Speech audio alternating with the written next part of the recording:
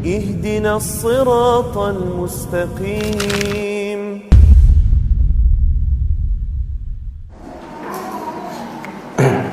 Bismillahirrahmanirrahim. Assalamualaikum warahmatullahi wabarakatuh.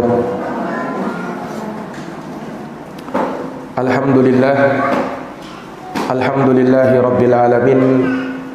Wabihi nasta'inu ala umurid dunya waddin. Asyhadu an la ilaha illallah wahdahu la syarikalah. Wa asyhadu anna Muhammadan abduhu wa rasuluh. Sallallahu alaihi wa ala alihi wa sahbihi wa man tabi'ahum bi ihsanin ila yaumiddin wa sallama tasliman katsira, amma ba'd. Ma'asyiral akhwat wal ummahat, ibu-ibu dan saudari-saudari sekalian, rahimani wa rahimakumullah. Alhamdulillah bi ni'matihi tatimmus shalihat. Segala puji hanya bagi Allah yang dengan nikmat-nikmatnya tertunai segala amal-amal kebajikan. Salawat dan salam semoga terhatur limpahkan kepada junjungan kita Nabi Agung, Nabi besar Muhammad sallallahu alaihi wasallam, kepada keluarga dan para sahabat serta orang-orang yang senantiasa meniti jalannya sampai hari kiamat. Ayatuhal akhwat wal ummahat, ibu-ibu dan saudari-saudari sekalian, semoga dirahmati dan dimuliakan oleh Allah.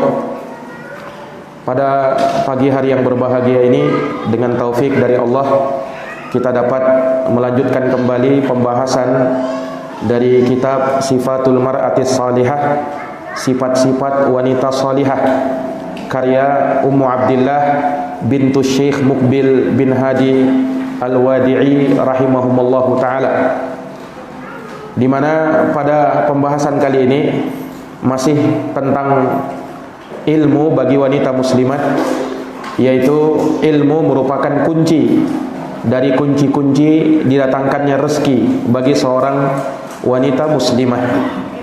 Iya, jadi ilmu itu merupakan sebab yang dengannya seseorang akan mendapatkan rezeki dari Allah Subhanahu wa taala. Ilmu merupakan sebab yang bisa mendatangkan rezeki Allah. Iya. Sebenarnya sangat banyak jalan-jalan yang bisa mengantarkan kita untuk mendapatkan rezeki Allah. Selain tentunya kita berusaha untuk mendapatkannya dengan cara bekerja, ya, berdagang, bertani, beternak dan lain sebagainya. Tetapi jangan lupakan sebab-sebab ma'nawiyah, sebab-sebab yang bisa mendatangkan rezeki dari sisi agama. Dan itu diterangkan di dalam agama kita. Ini menunjukkan bahwa rezeki ini dibutuhkan oleh manusia. Tentunya berbeda-beda kebutuhan manusia dengan harta yang didapatkan. Namun agama kita mengatur agar kita mendapatkan dan menghasilkan rezeki dengan cara yang benar, dengan cara yang diridhoi oleh Allah Subhanahu wa taala, bukan dengan cara-cara yang diharamkan di dalam syariat, bukan dengan cara-cara yang dilarang di dalam agama. Iya, silahkan cari rezeki Allah, tapi upayakan rezeki yang kita dapatkan kita jamin kehalalannya. Kita jamin kehalalannya. Nah, ternyata salah satu sebab yang dengannya kita bisa mendapatkan rezeki dari Allah, salah satu kunci yang bisa membuka rezeki Allah Subhanahu wa taala adalah dengan ilmu. Nah, ini tentunya dari sekian banyak keutamaan ilmu itu, ternyata salah satu dari keutamaan ilmu ilmu bisa membuka pintu rezeki bagi seseorang. Ilmu dan menuntut ilmu bisa menjadi pembuka rezeki bagi seseorang. Iya, makanya di sini beliau berikan judul pembahasan terkait dengan al-ilmu miftahun min mafatihir rizqi. Ilmu merupakan kunci dari kunci-kunci didapatkannya rezeki itu. Iya, kalau Allah Ta'ala berfirman, wa may yattaqillaha yaj'al lahu makhrajan wa yarzuqhu min haitsu la yahtasib.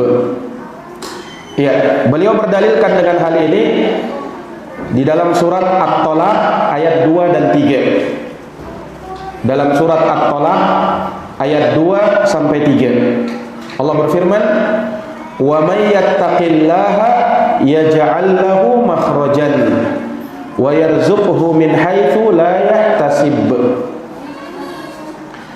Dan barang siapa yang bertakwa kepada Allah, yaj'al lahu makhrajan, maka Allah akan menjadikan untuknya jalan keluar. Wa yarzuqhu min haitsu la yahtasib, dan Allah akan berikan kepadanya rezeki dari arah yang tidak disangka-sangka. Surat At-Thalaq ayat 2 dan 3. Ayat ini menunjukkan bahwa takwa kepada Allah ini menjadi pembuka rezeki bagi seseorang. Wal ilmu min a'zami taqwallah. Kata beliau, sementara ilmu merupakan ketakwaan yang paling besar kepada Allah. Di antara ketakwaan yang paling agung kepada Allah Subhanahu wa taala adalah dengan ilmu.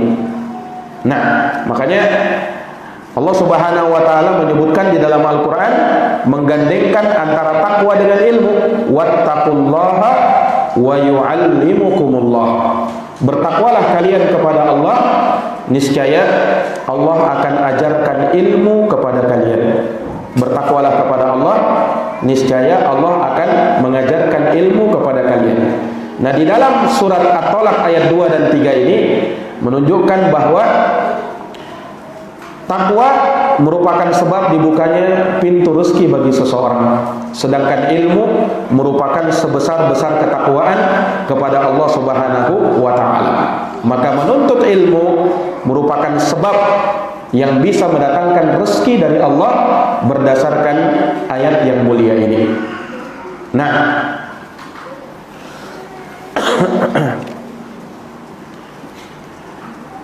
para akhwat dan para ummahat, ibu-ibu dan saudari-saudari sekalian, rahimani wa rahimakumullah. Kemudian beliau sebutkan di sini hadis wa akhrajat Tirmidzi fi sunanih. Dikeluarkan oleh Imam Tirmidzi di dalam sunannya. Sebagian ulama menyebut Sunan Tirmidzi itu dengan Jami' At-Tirmidzi.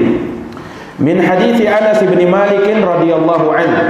Dari hadisnya Anas bin Malik radhiyallahu anhu. Anas bin Malik Abu Hamzah, merupakan khadimu Rasulullah sallallahu alaihi wasallam, pelayannya Rasulullah sallallahu alaihi wasallam. Beliau melayani Rasulullah sampai 10 tahun. Nah, qala, beliau berkata, kana akhawani ala ahdi Rasulillah sallallahu alaihi wasallam. Dahulu ada 2 orang yang bersaudara di masa Rasulullah sallallahu alaihi wasallam. Fakana ahaduhuma ya'tin Nabiy sallallahu alaihi wasallam. Maka salah satu dari 2 orang bersaudara ini mendatangi Nabi sallallahu alaihi wasallam. Wal akhar yahtarif. Sementara saudaranya yang satunya bekerja. Maksudnya 2 orang bersaudara ini, yang satu menuntut ilmu kepada Nabi, yang satu lagi bekerja. Yang satu lagi bekerja. Fasyakal muhtarif akhahu ila Nabi sallallahu alaihi wasallam. Maka saudaranya yang bekerja ini mengeluhkan saudaranya yang menuntut ilmu kepada Nabi sallallahu alaihi wasallam. Faqala, maka Nabi bersabda, la'allaka tarzuqu bih. La'allaka tarzuqu bih. Kata Nabi, barangkali kamu mendapat rezeki karena sebab saudaramu yang menuntut ilmu tadi. Barangkali kamu mendapatkan rezeki disebabkan oleh saudaramu yang menuntut ilmu tadi. Subhanallah.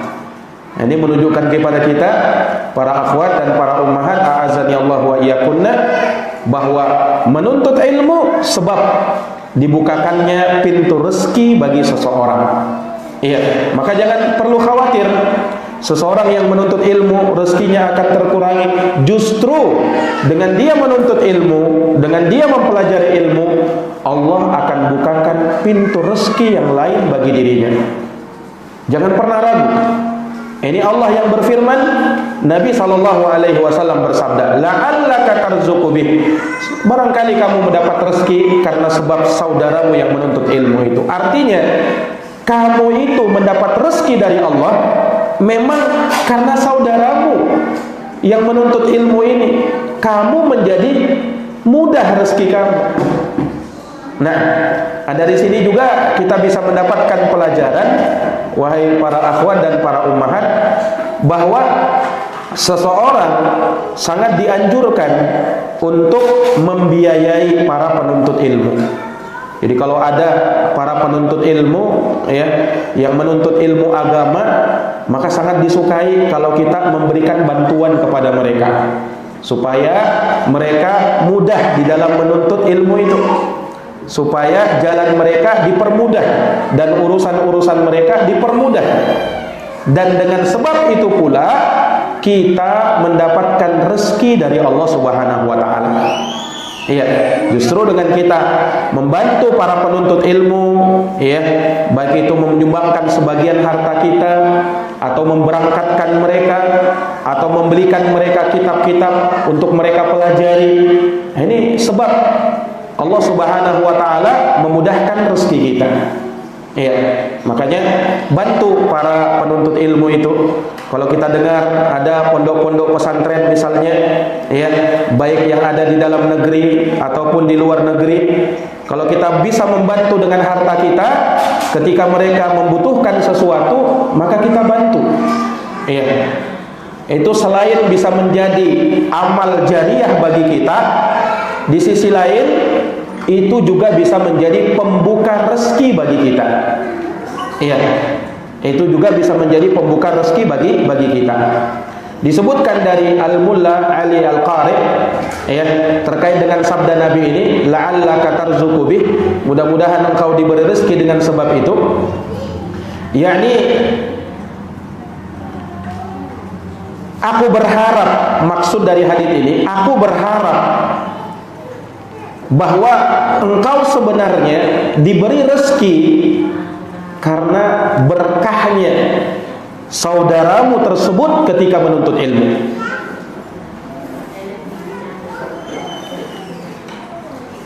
Ini para jamaah sekalian. Jadi keberkahan ilmu itu bisa mendatangkan dan membukakan rezeki bagi seseorang. Sehingga seseorang tidak boleh mengungkit-ungkit, ya, apa yang menjadi pekerjaannya, apa yang menjadi rezekinya, dengan mempermasalahkan orang yang menuntut ilmu. Justru dia dimudahkan rezekinya oleh Allah Subhanahu wa taala tatkala dia membiayai seorang yang menuntut ilmu agama. Karena ilmu sekali lagi akan menjadi pembuka rezeki bagi seseorang. Nah, maka ini dari penjelasan Al-Mulla Ali Al-Qari terkait dengan hadis yang mulia tadi. Kata beliau, wal haditsu qala indal walid fil jami' as-sahih, hada haditsun sahihun ala syarti muslimin.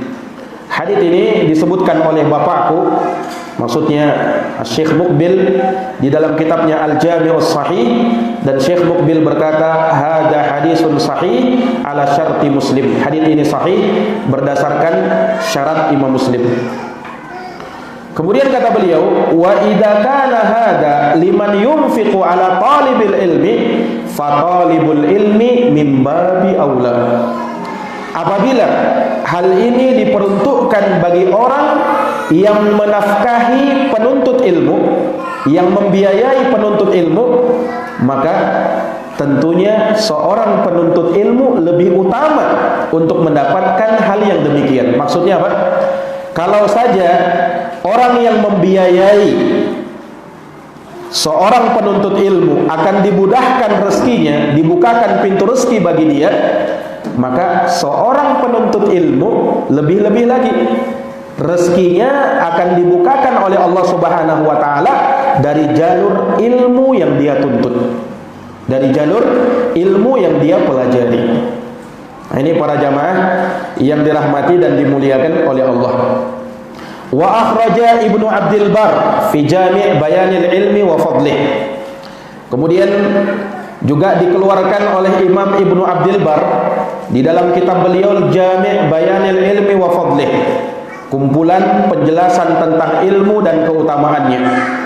Al-juz' al-awwal, pada juz yang pertama, raqam 221, pada nomor 221,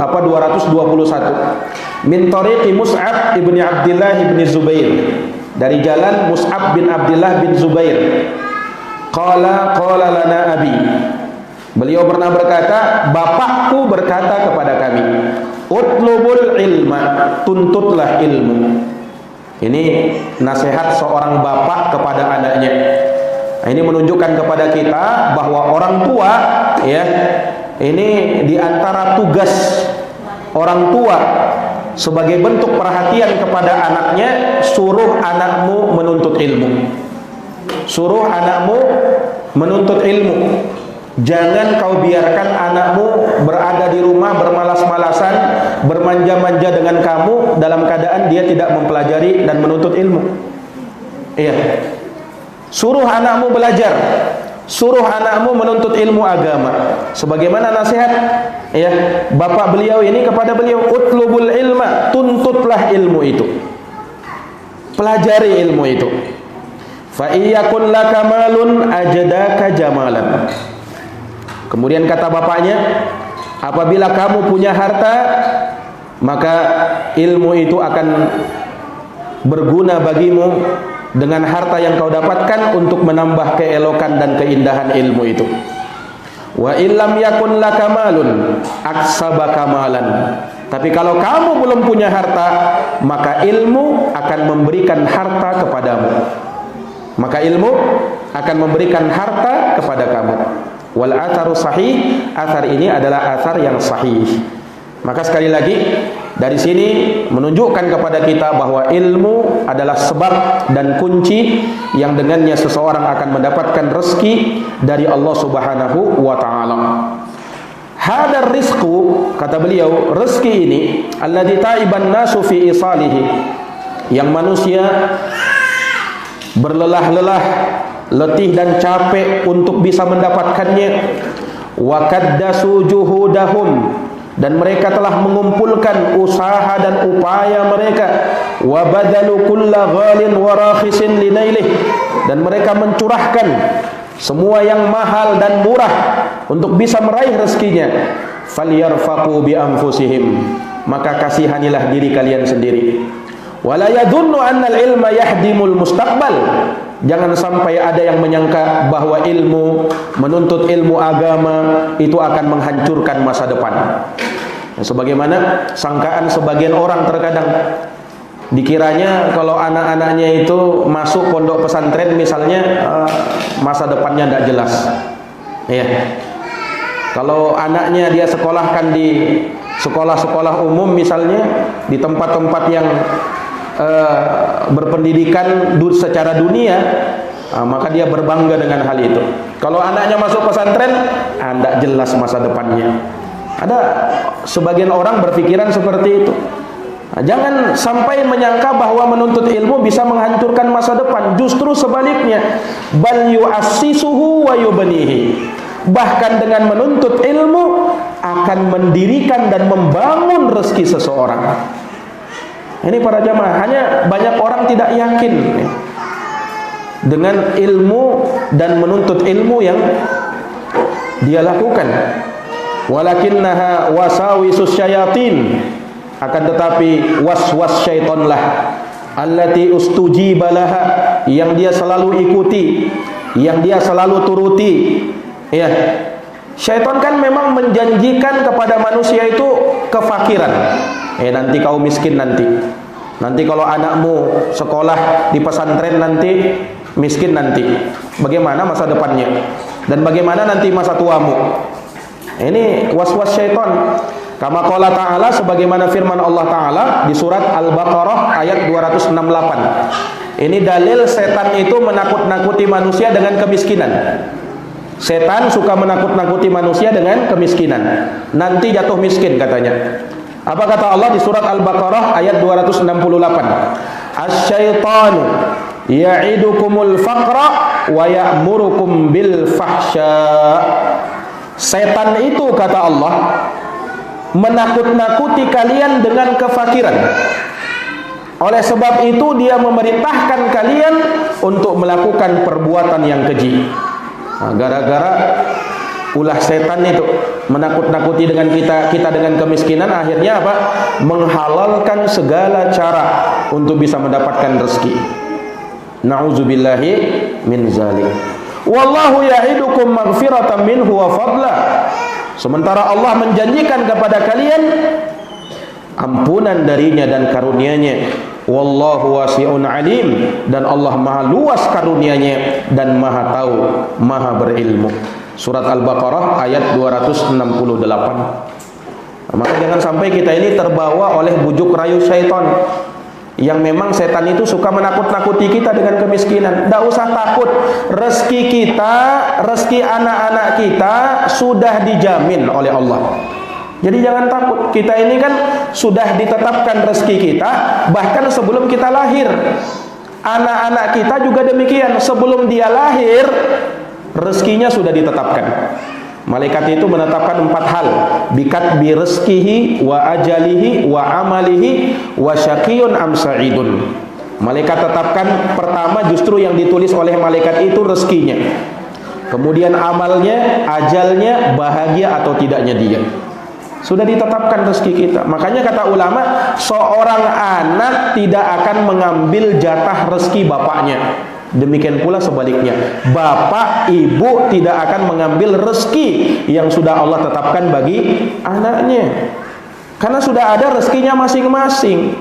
Ya, dan manusia tidak akan meninggal sampai rezekinya sudah dicukupkan oleh Allah Subhanahu wa taala. Kalau rezekinya belum cukup, tidak mungkin dia meninggal di dunia ini, pasti masih hidup. Nah, kalau kita masih hidup, berarti rezeki kita masih jalan. Nah, ini para jamaah, maka jangan sampai kita menuntut rezeki kita yang mungkin tertunda dengan cara atau jalan pintas, yaitu dengan kita menghalalkan segala cara, mengusahakannya dengan cara-cara yang diharamkan oleh agama. Jangan. Iya. Nah, ini para jamaah, para akhwat dan para ummahat, ibu-ibu dan saudari-saudari sekalian yang dirahmati oleh Allah. Maka kata Ummu Abdillah, wa hawili an takuni kulla yaumin fi tazawudin wasdiyadin minal ilmin nafi'. Maka usahakan agar setiap hari kamu selalu berbekal dan menambah ilmu yang bermanfaat. Ini para akhwat, jadi kita itu usahakan hari-hari kita selalu ada waktu kita untuk menuntut ilmu. Ya, karena alhamdulillah kita ini kan, misalnya ibu-ibu yang ada di rumah, walaupun tidak selalu hadir di majelis ilmu, dia bisa mengusahakannya dengan cara yang lain.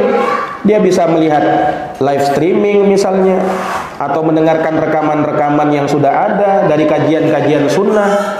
Alhamdulillah dimudahkan, sehingga tidak ada alasan bagi kita pada hari ini untuk tidak menuntut ilmu, untuk tidak belajar. Karena sarana yang Allah Subhanahu wa taala jadikan untuk kita bisa belajar terlalu banyak, terlalu luas. Tidak ada alasan lagi. Tidak ada alasan lagi.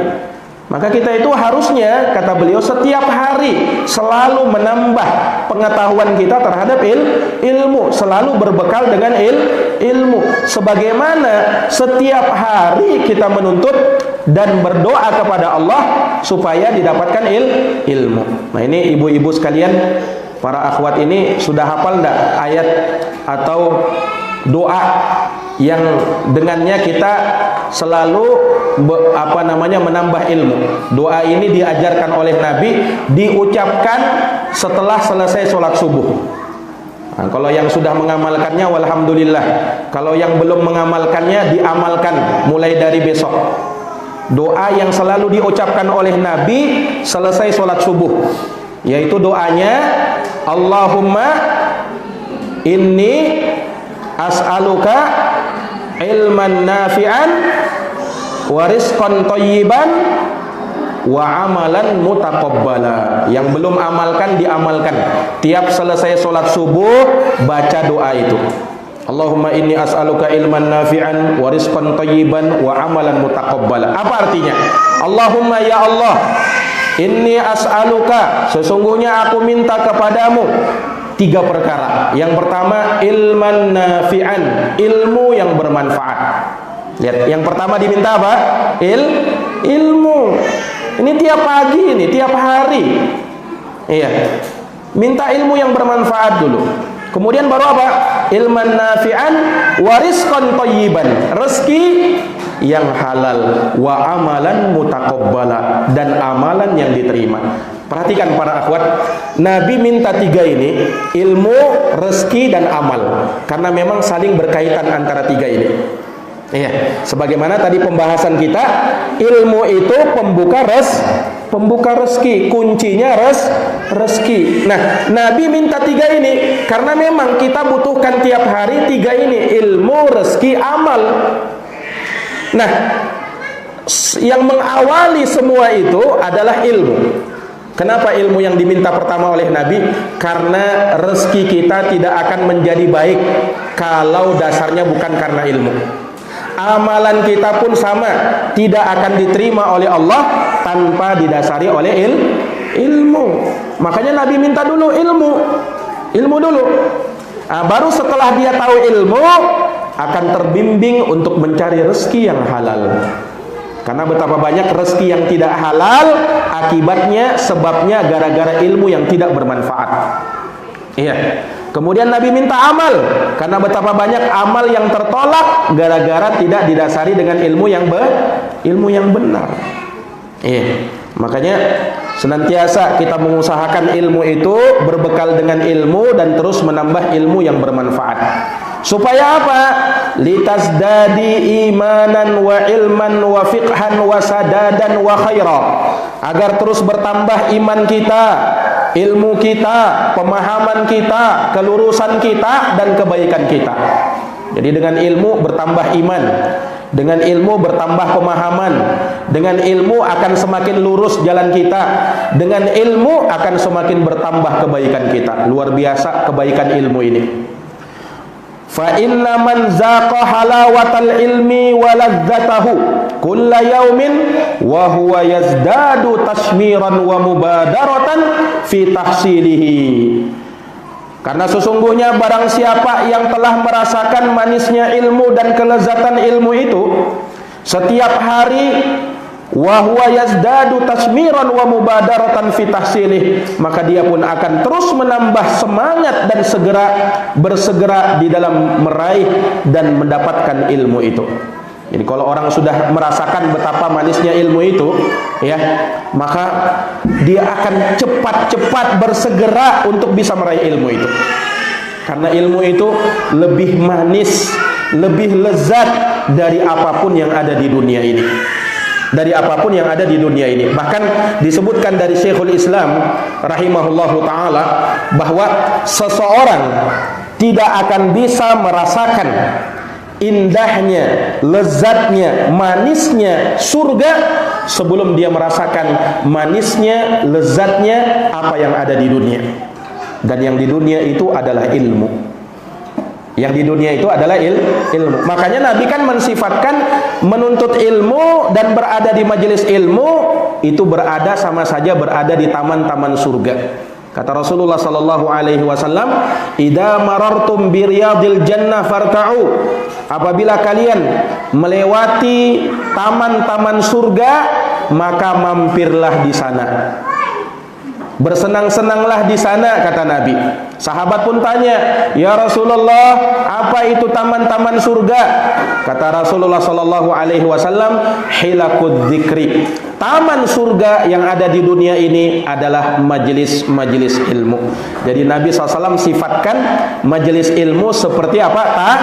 Taman surga. Nah, orang kan suka kan pergi ke taman, ya kan? Kalau misalnya dia mau refreshing, mau ajak bersenang-senang keluarganya, kemana biasanya tempat tujuan orang? Biasanya pergi ke taman.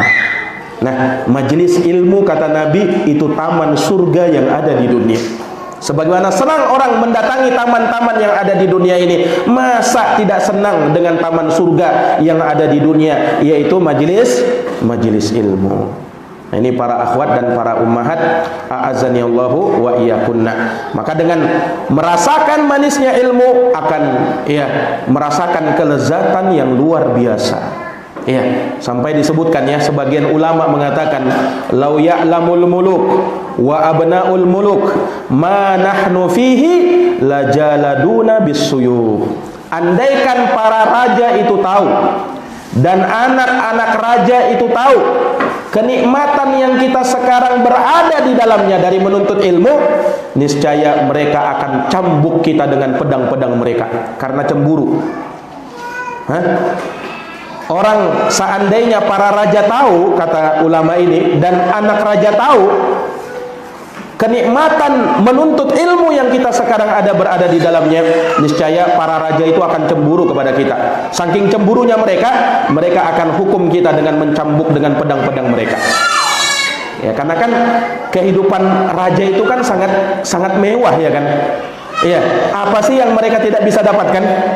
Semua yang mereka inginkan mereka bisa dapatkan dengan harta mereka, dengan kekuasaan mereka. Tapi satu yang mereka tidak bisa dapatkan, yaitu kelezatan ilmu. Karena betapa banyak para raja, para penguasa yang tidak paham ilmu. Nah, ini para akhwat dan para ummahat, a'azzanillahu wa iyyakunna. Wa kama anna ahlad dunya la yashba'una min dunyahum fakadzalikal ilmu la yahtaqiru minhu syai'un wa la yastakthiru wa la yashba' minhu. Sebagaimana orang-orang yang mencari dunia tidak akan pernah merasa kenyang dengan dunia yang dia dapatkan, maka demikian pula ilmu. Ilmu itu tidak ada sesuatu yang merendahkannya. Dan seseorang yang sudah merasakan manisnya ilmu tidak akan pernah merasa cukup dan tidak akan pernah merasa kenyang dari menuntut dan mempelajari ilmu agama. Iya. Orang kalau sudah merasakan manisnya ilmu, semakin dia menuntut ilmu, maka semakin haus dengan ilmu itu. Tidak pernah merasa kenyang dengan ilmu. Sebagaimana para pencari dunia, orang yang gila dengan dunianya, dia tidak akan pernah merasa cukup, ya kan? Lihat orang itu ya, bukan jaminan orang yang punya gaji besar kemudian dia tidak melakukan penipuan kepada orang lain, dia tidak korupsi. Justru kalau kita lihat para koruptor, orang-orang yang suka korupsi, bukan orang miskin, orang-orang yang bergaji besar, orang-orang yang punya rumah-rumah besar, orang yang punya kendaraan mewah, tapi masih korupsi. Kenapa? Karena harta tidak akan bisa mengenyangkan seseorang. Benarlah apa yang disabdakan oleh Nabi Sallallahu Alaihi Wasallam, di dalam sebuah hadisnya, Rasul Sallallahu Alaihi Wasallam pernah menyebutkan bahwa seseorang itu tidak akan pernah merasa kenyang dengan ilmu, dan terus dia akan mengejar hartanya. Terkait dengan harta, seseorang tidak akan pernah merasa kenyang dengan harta yang ada pada dirinya. Andaikan bahkan kalau dia diberikan 1-2 gunung emas, udah tahu lagi berapa kilo sudah itu, berapa ton itu, 1 gunung emas dikasih kepada dia, niscaya dia mau cari gunung yang kedua, gunung yang ketiga. Belum cukup dengan 1 gunung emas. Kenapa? Saking manusia itu tidak pernah merasa cukup dengan harta. Nah, orang yang menuntut ilmu yang mencari ilmu dan telah merasakan manisnya ilmu, maka dia tidak akan pernah merasa kenyang dengan ilmu yang dia dapatkan. Terus akan menuntut ilmu, terus akan mempelajari ilmu. Makanya tidak ada kata bosan dalam menuntut ilmu. Ayo nuntut ilmu yuk, sudah bosan saya nuntut ilmu terus. Tidak ada kata bosan dalam menuntut ilmu itu. Kita menuntut ilmu itu sampai mati ya. Imam Ahmad pernah ditanya. Imam Ahmad itu selalu beliau kalau pergi selalu ada pulpen di tangannya, ada tinta di tangannya, dan ada kertas untuk menulis. Orang-orang sampai heran dengan Imam Ahmad ini. Nah, Imam Ahmad ini kan ilmunya sudah luar biasa. Imam Ahmad itu hafal 1 juta hadis. Imam Ahmad hafal 1 juta hadis. Nah, kita ini kalau hafal 10 hadis saja alhamdulillah ya kan. Imam Ahmad 1 juta hadis dia hafal. Tetapi Imam Ahmad selalu kalau keluar beliau bawa pena, beliau bawa buku tulis. Orang-orang heran, Imam Ahmad, mau sampai kapan kau menuntut ilmu? Iya, ilmumu sudah terlalu luar biasa, Imam Ahmad. Ya, bayangkan Imam Ahmad ini saking luar biasanya, Imam Syafi'i saja gurunya Imam Ahmad sampai bertanya kepada Imam Ahmad, wahai Imam Ahmad, kalau kau tahu ada hadis sahih, kabarkan kepadaku, karena kau lebih tahu tentang ilmu hadis ketimbang aku, kata Imam Syafi'i. Tapi bersama dengan itu Imam Ahmad tidak pernah berhenti menuntut ilmu. Imam Ahmad ditanya, wahai Imam Ahmad, sampai kapan kita harus menuntut ilmu terus? Imam Ahmad mengatakan, ma'al mahbarah ilal makbarah. Kita terus menuntut ilmu, terus belajar, terus kita bersama tinta-tinta ini kita tuliskan ilmu sampai kapan? Sampai kita masuk kubur, sampai kita meninggal. Begitu para hadirin, para akhwat dan para ummahat yang dirahmati oleh Allah. Jadi kita menuntut ilmu sampai mati, sampai meninggal, dan semoga kita diberi istiqomah ya untuk selalu menuntut ilmu dan mempelajari ilmu sampai di masa tua kita, sampai kita meninggal. Jangan pernah berhenti menuntut ilmu. Terus kita belajari ilmu, terus kita tuntut ilmu itu. Tidak pernah kita merasa bosan, tidak pernah kita merasa jenuh. Jangan pernah merasa ya sudah kenyang dengan ilmu yang kita pelajari. Ustadz ini bahasnya itu terus. Mengapa itu terus saja? Sudah bosan saya, sudah sering saya dengar. Jangan pernah berucap kalimat seperti itu. Iya, karena ilmu itu harus terus dimurojaah. Ilmu itu harus terus dipelajari, diulang-ulang. Nah, kita ini jangankan 1 kali 2 kali mendengar ya. Terkadang kita ini suka lupa. Manusia kan begitu. Manusia itu sifatnya suka pelupa, maka dinamakan manusia. Manusia itu dari kata insan, nisyan. Summiyal insanu insanan linisyanihi. Manusia itu dinamakan manusia karena sifat pelupanya. Hari ini belajar, besok lupa lagi itu. Hari ini belajar, sudah diingatkan, besok lupa lagi itu. Nah, begitulah manusia. Makanya kalau kita tidak terus mengasah, terus mempelajari, maka kita ini jadi pelupa-lupa kita sudah. Nah, para akhwat yang dirahmati dan dimuliakan oleh Allah Subhanahu wa taala, wa bawwabal walid rahimahullah fil Jami' as-Sahih, dan Syekh Muqbil membuatkan bab di dalam kitabnya Al-Jami' as-Sahih mimma laysa fi sahihain ala hadits raqam 56 ya, pada hadis nomor 56 beliau kasih judul Talibul ilmi la yashba minal ilmi. Seorang penuntut ilmu tidak boleh merasa kenyang dari ilmu yang sudah dia pelajari. Ya. Seorang penuntut ilmu tidak boleh merasa kenyang dari ilmu yang sudah dia pelajari. Ya. Summa dzakara hadis Anas bin Malik. Lalu beliau sebutkan hadisnya Anas bin Malik radhiyallahu anhu. Qala, beliau berkata, qala Rasulullah sallallahu alaihi wasallam, Rasulullah sallallahu alaihi wasallam bersabda, man humani la yashba'ani. Ada 2 orang yang selalu rakus, tidak pernah merasa kenyang, kata Nabi. Ada berapa orang? Ada 2 orang yang selalu rakus dan tidak pernah merasa kenyang. Apa itu? Manhumun fi ilmin la yashba'. Orang yang menuntut ilmu, yang rakus dengan ilmu, dia tidak akan pernah kenyang dengan itu. Yang kedua, Wa man humun fi dunya la yashba. Orang yang rakus dengan dunianya, dia tidak akan pernah merasa kenyang dengan dunianya.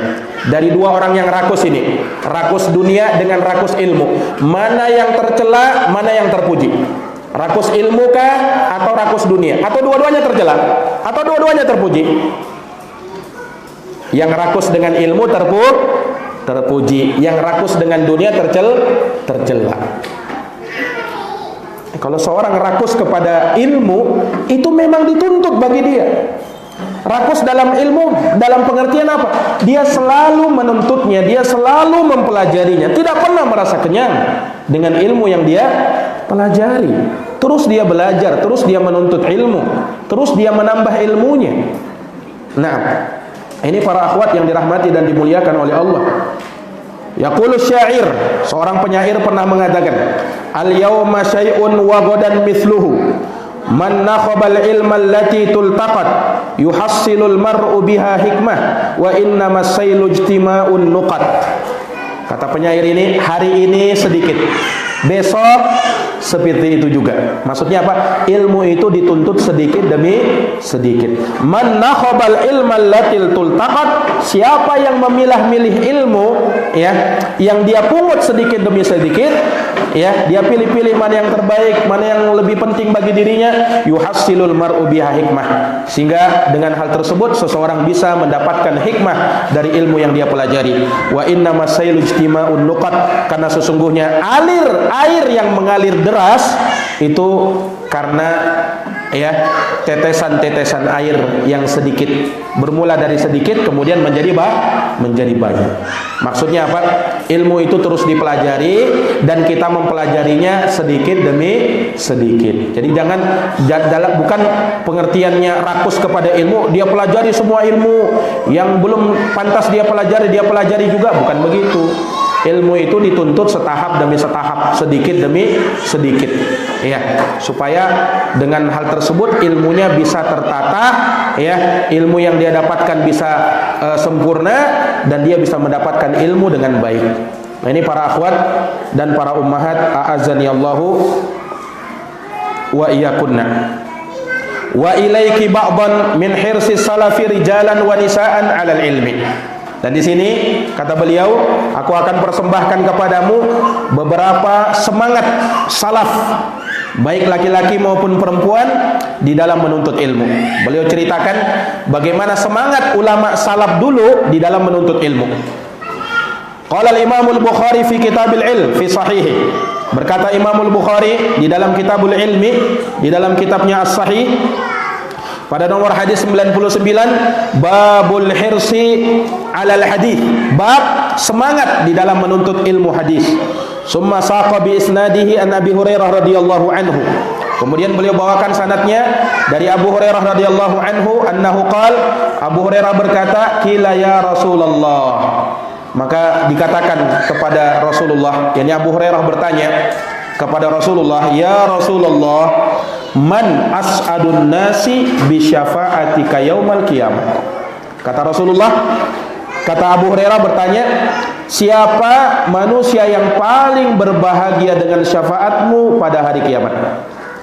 Siapa manusia yang paling berbahagia dengan syafaatmu ya Rasul pada hari kiamat?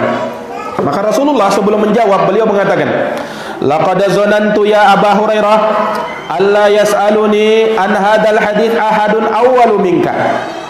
Sungguh aku menyangka wahai Abu Hurairah, tidak ada seorang pun yang bertanya kepadaku tentang hadits ini pertama kali selain kamu. Ini Rasulullah menyangka memang yang akan bertanya ini Abu Hurairah. Lah kenapa? Lima ra'aitu min hirsika 'alal hadits. Karena aku melihat semangatmu di dalam menuntut ilmu. Jadi Rasulullah memuji Abu Hurairah gara-gara apa? Semangatnya di dalam menuntut ilmu. Maka Rasulullah bersabda, as'adun nasi bi syafaati yaumal qiyamah. Orang yang paling berbahagia, manusia yang paling berbahagia dengan syafaatku nanti pada hari kiamat, man qala la ilaha illallah, yaitu orang yang mengatakan kalimat la ilaha illallah khalisan min qalbih aw nafsihi, Ikhlas dari dalam hatinya atau dari dalam jiwanya. Ini para jamaah yang dirahmati dan dimuliakan oleh Allah. Iya. Jadi Rasul memuji Abu Hurairah karena semangat beliau di dalam menuntut ilmu. Memang Abu Hurairah ini dikenal sahabat yang paling semangat di dalam belajar ilmu kepada Nabi. Bayangkan Abu Hurairah selalu menyertai Nabi, ya, selalu bersama Nabi dalam keadaan beliau terkadang harus menahan lapar, ya. Maka tidak jarang Abu Hurairah itu ikat batu di perutnya. Abu Hurairah itu sering ikat batu di perutnya. Untuk apa? Menahan lapar. Jadi ngikat batu. Abu Hurairah kerjaannya begitu. Ya, karena saking laparnya, tidak ada makanan yang mau dimakan. Tapi beliau senantiasa menyertai Nabi. Sampai seperti itunya. Makanya tidak heran, makanya Abu Hurairah itu, ya, apa yang beliau lakukan, pengorbanan yang beliau lakukan tidak sia-sia. Abu Hurairah dinobatkan sebagai ahfadul hadis, sahabat ahfadus sahabah, sahabat yang paling banyak meriwayatkan hadis dari Nabi, mengalahi hadis yang diriwayatkan oleh sahabat Abu Bakar, Umar, Utsman, Ali, bahkan 10 orang sahabat yang dijanji masuk surga. Abu Hurairah yang paling unggul. Nah, paling banyak beliau. Padahal Abu Hurairah ini termasuk sahabat yang paling singkat bersahabat dengan Nabi. Tidak lama beliau bersahabat dengan Nabi itu. Sekitar 4 tahun aja Abu Hurairah bersahabat dengan Nabi. Karena Abu Hurairah masuk Islam itu pada tahun ke-8 Hijriah. Abu Hurairah masuk Islam tahun 8 Hijriah. Nabi meninggal tahun berapa? Ada yang tahu Nabi meninggal tahun berapa? Nabi meninggal tahun 11 Hijriah. Abu Hurairah masuk Islam tahun 8 Hijriah. Nabi meninggal tahun 11 Hijriah. Berarti berapa lama bersahabatnya Abu Hurairah? 9, 10, 11. Kurang lebih 4 tahunan. Kurang lebih 4 tahunan. Nah, tapi bersamaan dengan itu, karena semangatnya selalu menyertai Nabi, hadis Abu Hurairah paling banyak. Iya, paling banyak. Nah, yang diriwayatkan dari sahabat Abu Hurairah. Makanya beliau ini sangat dikenal. Ya, kalau kita baca hadis sering Abu Hurairah, Abu Hurairah, Abu Hurairah. Nah, dan memang nampak di dalam hadis ini. Iya. Wa bawwaba rahimahullah fi sahihi bab hal yaj'alu lin-nisa'i yaumin lin-nisa'i yaumun ala hidatin fil ilmi. Bab dibuatkan oleh Imamul Bukhari dalam kitab sahihnya, bab apakah, ya, seseorang menjadikan untuk wanita hari yang khusus untuk menuntut ilmu. Ini maksudnya di sini beliau bawakan hadis dalil bahwa boleh seseorang itu mengkhususkan waktu bagi seorang perempuan, bagi para perempuan, bagi para akhwat, untuk mereka dijadikan, ya, waktu khusus untuk mereka menuntut ilmu. Dan itu ada hadisnya, dan sudah ada di zaman Nabi. Jadi dahulu para sahabiat, mereka pun merasa cemburu dengan sahabat-sahabat laki-laki, karena Nabi itu kan lebih banyak bersama laki-laki, bersama sahabatnya yang dari kalangan laki-laki. Nah, sahabiat perempuan merasa cemburu, dalam pengertian, ya, kenapa kami juga tidak diberikan ilmu dan dikhususkan ilmu. Akhirnya mereka pun, ya, karena saking semangatnya, minta waktu khusus untuk Rasulullah meluangkan mereka ilmu, menuntut ilmu, dijadikan waktu khusus kajian akhwat, ya. Nah, ini disebutkan di dalam Sahih Bukhari. Summa dzakara hadis 101 dalam nomor hadis 101 an Abi Sa'id al-Khudri, dari hadis Abu Sa'id al-Khudri, qalat an-nisa'u lin-nabi, para wanita pernah berkata kepada Nabi sallallahu alaihi wasallam, ghalabana 'alaikar rijal. Kata para wanita ini, ya Rasulullah, kaum laki-laki telah mengalahkan kami. Subhanallah. Lihat, ya, saking semangatnya mereka berkata seperti itu. Ya Rasulullah, kaum laki-laki sudah mengalahkan kami atas dirimu, ya Rasul. Faj'al lana yauman min nafsik. Tolong jadikan satu hari untuk kami, ya Rasul, terhadap dirimu, agar kau luangkan waktu kami, agar kau luangkan waktumu untuk kami, agar kami bisa belajar. Apa yang terjadi? Rasul mengiyakan mereka. Fawa'adahunna yauman. Rasul pun menjanjikan untuk mereka satu hari, ya. Jadi satu hari dalam sepekan, laqiyahunna. Rasul menemui mereka fihi fawa'adahunna. Lalu Nabi berikan nasihat khusus untuk mereka. Wa amarahunna, dan Nabi memerintahkan kepada mereka perintah-perintah di dalam agama. Subhanallah. Fakana fima qala lahunna, di antara yang pernah Nabi SAW ucapkan kepada kaum wanita di saat pengajian wanita, ma minkunna imra'atun, tidak ada seorang pun wanita di antara kalian, tuqaddimu salasatan min waladiha, yang didahului oleh 3 orang anaknya, maksudnya anaknya meninggal dunia, illa kana laha hijaban minan nar, melainkan anaknya tersebut bisa menjadi tabir bagi dirinya dari api neraka. Ya, faqalat imra'atun wasnataini, ada seorang wanita berkata, kalau 2 orang bagaimana ya Rasul? Faqala wasnataini, walaupun 2 orang. Bahkan disebutkan dalam riwayat yang lain, 1 orang ya Rasul. Naam, 1 orang juga. Kalau dia meninggal anaknya misalnya, ya, dengan takdir dan ketentuan Allah, dan dia sabar dengan hal tersebut, maka anak itu akan menjadi tabir bagi dia dari siksa api neraka. Bahkan dalam satu riwayat, ya, anaknya itu akan menarik ibunya, akan menarik orang tuanya dengan ari-arinya supaya masuk ke dalam surga. Dia tidak mau masuk surga sendirian, dia mau masuk surga bersama kedua orang tuanya. Nah, ini para akhwat dan para ummahat, a'azani Allahu wa iyyakunna. Maka ini menunjukkan kepada kita, seorang wanita, ya, seorang akhwat, seorang ummahat harusnya semangat juga menuntut ilmu. Jangan mau kalah dengan kaum pria, jangan mau kalah dengan kaum laki-laki. Semangat juga di dalam mempelajari ilmu. Walaupun tentu saja beda antara laki-laki dengan perempuan, apalagi yang sudah berkeluarga, ya kan, mereka punya kewajiban yang lain. Nah, jangan juga gara-gara menuntut ilmu semuanya terlalaikan, akhirnya nuntut ilmu saja, urusan anaknya, urusan suaminya dia lalaikan. Nah, ini salah. Nah, boleh seperti itu. Tunaikan semuanya sesuai dengan porsinya. Pada saat kita mengurus anak, urus anak. Melayani suami, nuntut ilmu, ada kesempatan nuntut ilmu. Dan seorang suami tidak boleh menghalangi istrinya menuntut ilmu. Bahkan dia harus dianjurkan. Ada sebagian juga orang itu, ya, dikiranya istrinya itu, ya, kerjaannya ya di rumah aja, di dapur aja, ya, kamu melayani suami saja, itu sudah amal soleh itu. Nah, ini salah juga suami yang begini.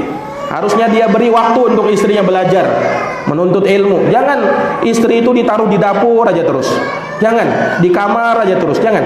Tetapi biarkan dia, kasih kesempatan dia juga untuk belajar. Insya Allah dengan hal tersebut akan lebih memperbaiki keadaan kalian, keadaan rumah tangga kalian. Para jamaah, para akhwat dan para ummahat, a'azani Allah wa iyyakunna. Demikian mungkin yang bisa kami paparkan terkait dengan pembahasan ini. Semoga bermanfaat. Hadanallahu wa iyyakum ajma'in. Subhanakallahumma wa bihamdika asyhadu an la ilaha illa anta astaghfiruka wa atubu ilaik. Walhamdulillahirabbil alamin. Assalamualaikum warahmatullahi wabarakatuh.